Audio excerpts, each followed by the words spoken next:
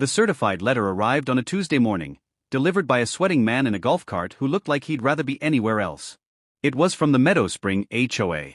I had to read it 3 times to make sure I wasn't hallucinating. $1.8 million in fines. The charges?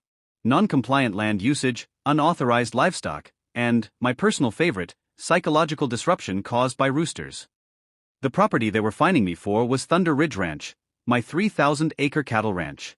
Here's the kicker, it sits a full 10 miles outside their jurisdiction. I laughed, thinking it was a clerical error.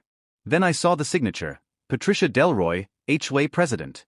I'd heard stories about Patricia, the suburban dictator, but I never thought I'd be her next target. 2 days later, SWAT vehicles were surrounding the HOA office. But they weren't there for me. They were there for Patricia. My name is Jake Morrison. I'm a former Army Ranger. My family has been raising cattle on this land since before the Meadow Spring retirement community was even a blueprint. Patricia Delroy, on the other hand, was a retired compliance officer who treated her neighborhood like a miniature sovereign nation.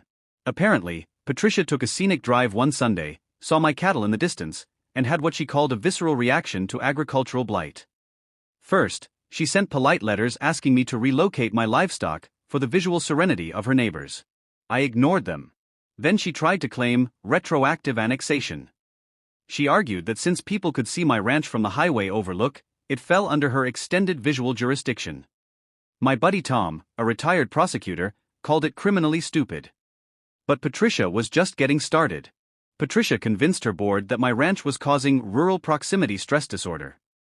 She then pressured the HOA treasurer, a nervous guy named Harold, to forge a plat map that extended their boundaries by 3 miles in every direction. They filed it with a notary at a UPS store and called it official. Then came the $1.8 million breakdown. $800,000 for emotional damage to HOA morale.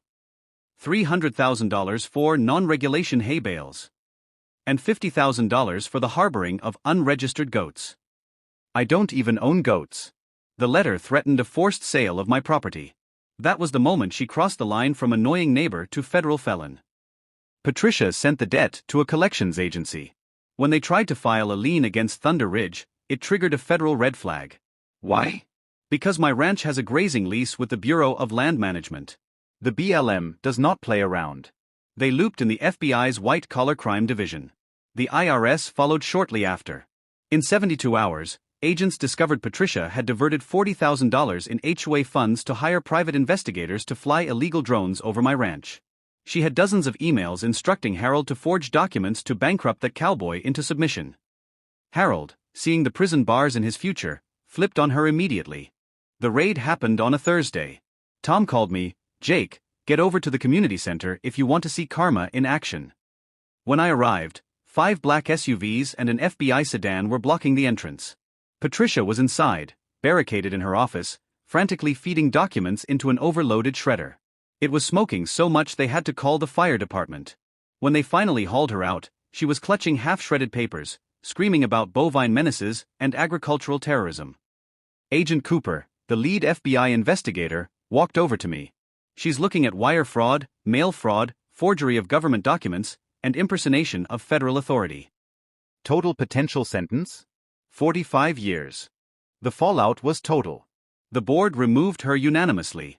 Her husband filed for divorce that same night. Her employer fired her. Even the UPS store filed charges for her fraudulent use of their notary. At her arraignment, Patricia showed up in an orange jumpsuit, her Oakwood beige life completely dismantled. When the judge set bail at $500,000, she gasped. Her assets had been frozen by the IRS. As they led her away, she looked at me one last time. She didn't have anything left to say. Patricia learned a very expensive lesson. You can regulate the height of a garden gnome, and you can complain about the shade of a mailbox. But you don't mess with a man's land, and you certainly don't mess with the United States government. I'm back at the ranch now. The hay bales are still out. The cows are still grazing. And for the first time in a long time, the only noise I hear is the wind.